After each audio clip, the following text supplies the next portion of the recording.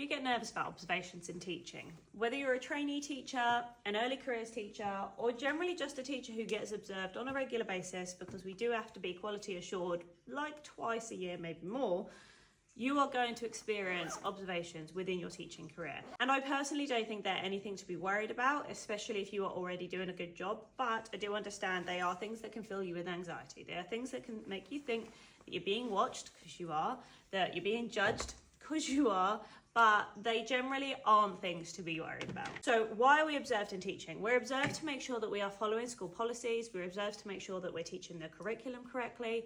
We're observed to make sure our behaviour management is up to par, that we're stretching our most able, that we're supporting those with extra needs. We are observed to make sure we're doing everything that we should already be doing as a teacher. So what are my tips for getting through an observation? Number one, actually, believe it or not, frequency of observations makes them a lot easier to get through. Now, you can actually ask people just to pop into your lessons whenever they feel like it, just to get you used to having people come in and out and seeing what you're doing with the class. So it's not suddenly like a deer in headlights when somebody walks into your classroom. You could have a word with your head of department or with your mentors and just say, whenever you're free and you're walking past my room, would you mind just walking in, doing a little lap, saying hi to a student or two, and then walking back out again?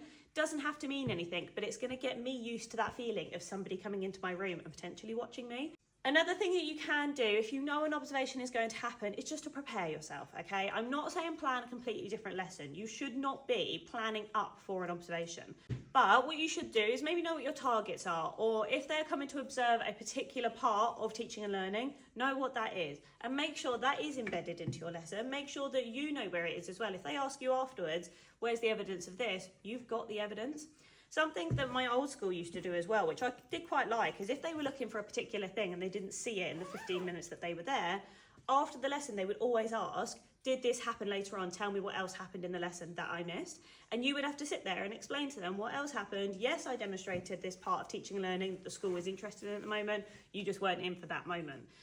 Being prepared is actually very handy with an observation because it makes it less scary. It means you are less likely to get negative feedback. But on that note, if you do get negative feedback, try and take it as constructively as you can. It can be really difficult. It feels very personal, but 9 times out of 10 it's not personal. There are the odd occasions where it is, but it's mostly not personal.